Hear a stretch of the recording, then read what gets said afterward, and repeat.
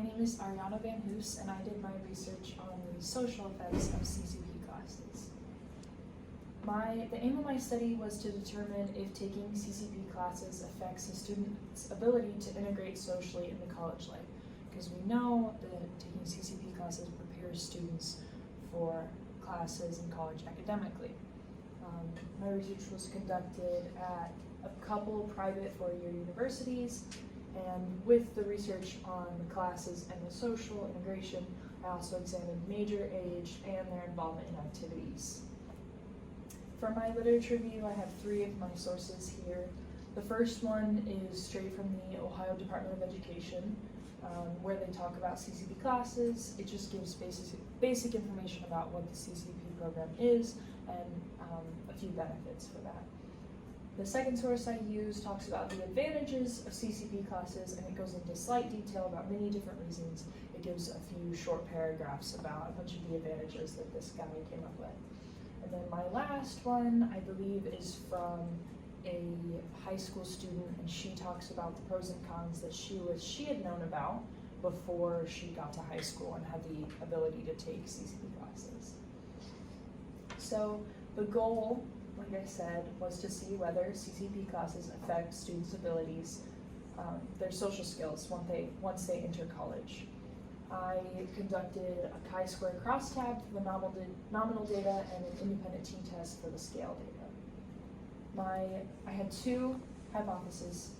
My first one stated that there was no difference in social answers between students who took CCP classes and students who did not. And then the research hypothesis is just the opposite of that, saying that there is a difference.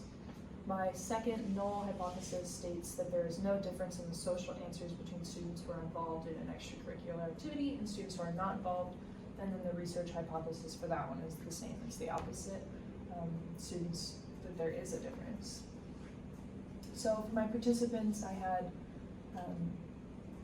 majority female, 47, with 64% being female, 34% male, and then I had one non-binary participate. My age range was quite wide, which I wasn't expecting, from 18 to 64, but most people fell into the 18 to 21 category.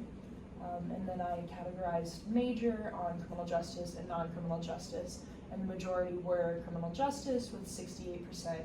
And then I also looked at what class standing they were.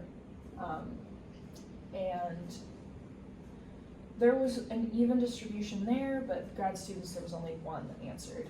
So sophomores had quite a little bit more with 30%, but compared to the 26, and 16, that's not much of a difference.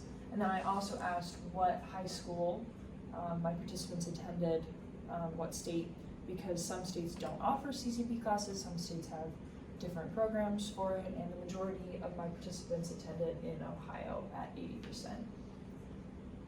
For my instruments, I used a questionnaire that I created on Google Forms with 21 total questions, and that includes the demographics, their age, their gender, their major. For some of my example questions, I asked how comfortable were you to interact with your professors, and these were based on first year entering college outside of high school. And this was on a scale of 1 to 5, 1 being not comfortable at all, and 5 being completely comfortable. And then how many days do you find yourself experiencing homesickness? This was actually on a scale from 0 to 7, because you can not be homesick any day and homesick every single day. And then if they felt as if they fit in, this was yes, no, or sometimes. For my procedure, I obtained IRB approval, I created my questionnaire, and then I reviewed my data and created distribution tables based on the data from the questionnaire. For my analysis, I performed 2 separate tests which compared multiple variables within each, an independent t-test and a chi-square. For results, this is the first set, and this would be social adjustment and if the participant has taken CCP classes, and there are 2 sets of data over there because the first one, I believe, is questions that were on a scale, so ones that was on 1 to 5, 1 to 7, and then the second one was yes or no questions. And both of these are fail to reject, saying that there isn't enough, it's not significant enough to say that there's a difference in the social answers between students who took CCP classes and students who did not. For the second one, this is independent t-test, comparing extracurricular involvement and the social adjustment level. And as the same for the other one, there is adjustment total for the on a scale question and then adjustment total for the yes or no questions. And for this one, they were both failed to reject, but I do want to point out that for the yes or no questions, it was 0.006. So I guess that one would actually be reject the null, because I guess I read that wrong. I thought it was 0.006 and not one more zero. So for my conclusion, I had a few limitations. I felt like I didn't have a big enough sample size.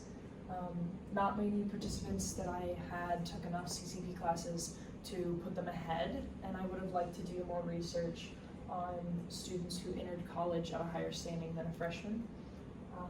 And then I would say my sample was a little skewed because I didn't have even in gender or major.